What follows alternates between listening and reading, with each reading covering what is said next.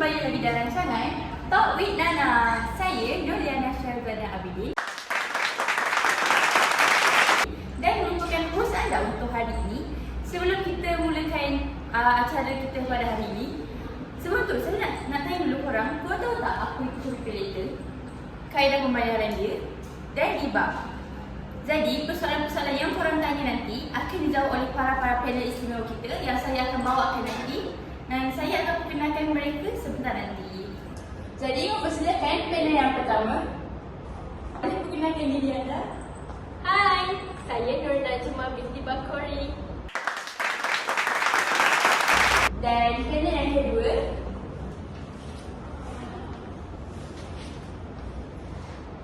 Boleh perkenalkan diri anda? Hai, nama saya Nur Syakira.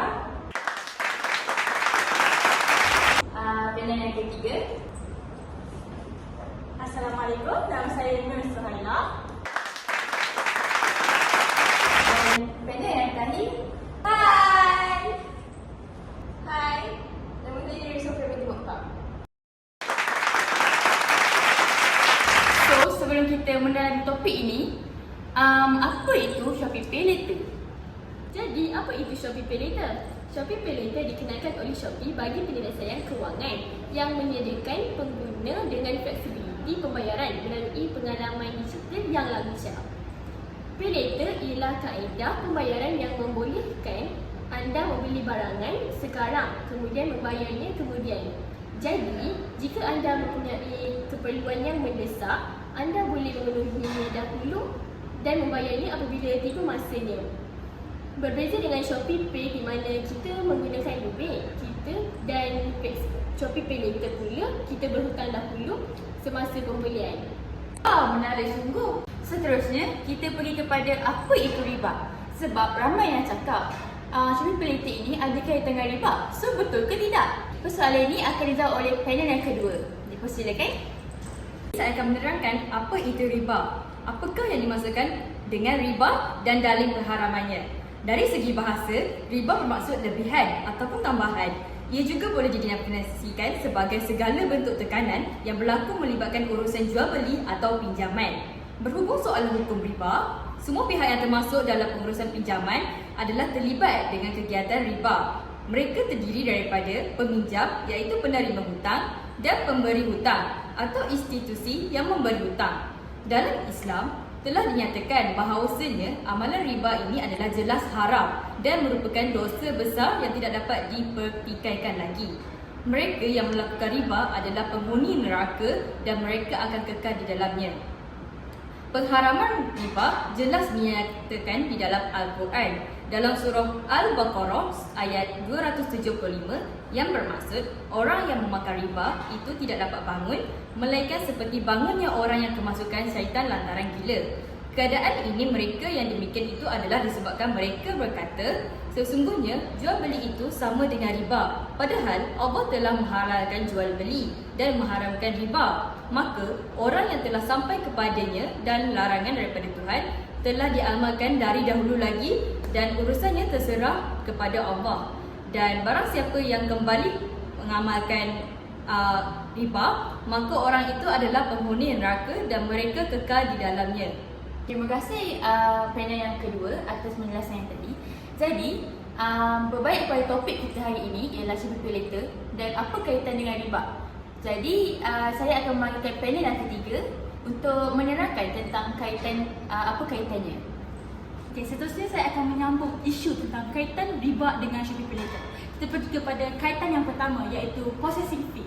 Okey, apa itu processing fee?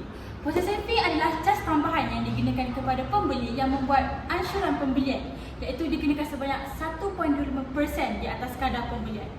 Processing fee ini dikenakan melihat kepada unsur riba iaitu mengambil manfaat keuntungan daripada penjualan.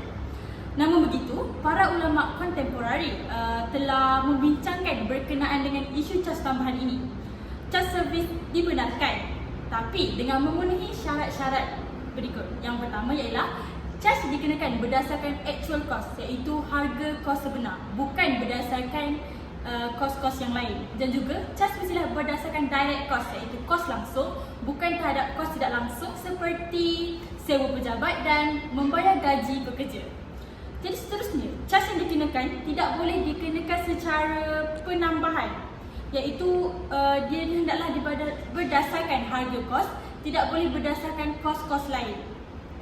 Jadi sekiranya amount sebenar sudah diketahui, setiap lebihan perlulah dipulangkan semula kepada penghutang mengikut medium yang dipersetujui bersama. Hingga yang ketiga, saya akan teruskan iaitu late payment fee, iaitu cas lewat bayar. Late payment fee akan dikenakan kepada pelanggan yang gagal membuat bayaran pada tempoh masa yang ditentukan bagi kedua-dua kaedahnya. Pelanggan akan dikenakan cas tambahan sebanyak 1.5% daripada jumlah yang tertunggak secara bulanan. Cas lewat bayar dilihat mempunyai unsur riba yang jelas. Hal ini kerana setiap hutang yang disertakan bayaran tambahan akibat berlaku kelewatan dalam pembayaran adalah termasuk daripada kategori riba al-qard seperti mana yang telah dijelaskan. Namun begitu, sekiranya cas tersebut dikenakan bagi menampung kos kerugian, maka ia dibenarkan dalam syarak, dan dengan syarat kos yang dikenakan tersebut adalah actual cost ataupun kerugian sebenar. Sebagai pampasan iaitu ta'wid bukanlah dianggap sebagai denda iaitu gharamah maupun pendapatan tambahan bagi syarikat penyedia kewangan. Namun sekiranya pelanggan itu lewat bayar dan akan dikenakan cas tambahan, maka berlakulah riba al-qard, dan adalah ditegaskan bahawa semua umat Islam adalah dilarang dilarang untuk terlibat dengan sebarang transaksi yang mempunyai unsur riba, kerana riba adalah haram dan berdosa besar. Terima kasih kepada peneliti kita sebentar tadi. Jadi kesimpulannya ialah Shopee Pay Later ialah termasuk dalam pilihan pembayaran BNPL dan Ashran yang diperakui oleh Patuhi Syariah, oleh Amani Advisor, firma penasihat syariah global dan syarikat penasihat syariah berdaftar dengan Suruhan Jari Security Malaysia iaitu SC. Shopee Pay Later adalah selaras dengan keizinan syariah pada Bai'u Bitaman Azil, iaitu jualan pembayaran yang tertunggak, di mana pihak dalam transaksi jualan bersetuju untuk membuat bayaran selepas mendapat pembelian tersebut. Jadi kesimpulannya, Shopee Pay Later boleh dipatuhi dalam syariat Islam. Anda yang sering belanja online, sekarang di masa COVID seperti ini kita mudah berbelanja lewat marketplace. Yang jelas dari pihak marketplace itu akan mengikat kita dengan memberikan pelayanan-pelayanan istimewa. Ada yang dikenalnya, saya sebut produknya saja, yaitu Shopee Pay Later. Artinya kita bayar bisa belakangan. Pengguna Shopee bisa langsung berbelanja dengan total belanja di bawah 1 juta rupiah. Oh berarti di bawah 1 juta ya. Pastikan pembayaran tagihan sebelum tanggal 25 setiap bulannya. Jadi sudah ada batasan waktu. Karena jika terlambat akan dikenakan denda sebesar 5%. Ingat, dendanya 5%. Ada dua kemungkinan, berarti dia bisa bayar tepat waktu, ya tidak kena denda. Tapi kalau dia bayar tidak tepat waktu, kena denda. Ustadz, saya pilih kalau begitu bayarnya tepat waktu saja deh, biar tidak kena denda, gimana? Iya, itu janji. Namun biasanya ini kita semangat-semangat seperti itu, kadang kita tidak bisa tepati, apalagi kita dalam keadaan sulit keuangan. Akhirnya kita lewat tanggal 25 tadi, kemudian kita kena denda. Maka saran saya tetap tidak mengambil cara ini.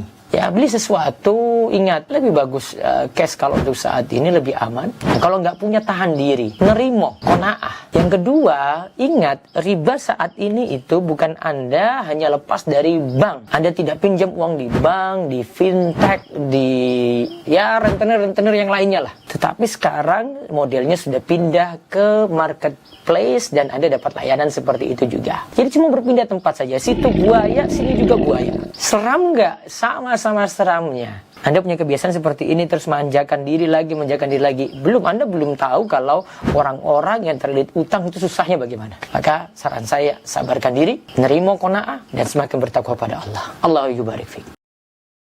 Maka kita sebagai orang Islam perlulah menjauhi riba Yang pertama ialah kita perlu memahami konsep jual beli. Jual beli seperti yang kita tahu ialah jual beli berlakunya transaksi antara dua orang, iaitu pembeli dan penjual. Jadi pembeli dan penjual perlulah mengetahui tentang riba, kerana riba sekarang menjadi berluasa di antara masyarakat kita pada masa sekarang. Dan yang kedua ialah kita perlulah memperbanyakkan berdoa supaya kita tidak akan terjerumus ke dalam perbuatan riba ini, kerana riba adalah haram mengikut syariat Islam. Jadi itu sahaja untuk topik kita pada hari ini. Kembali lagi kepada rancangan Talk with Nana untuk episod yang akan datang. Bye.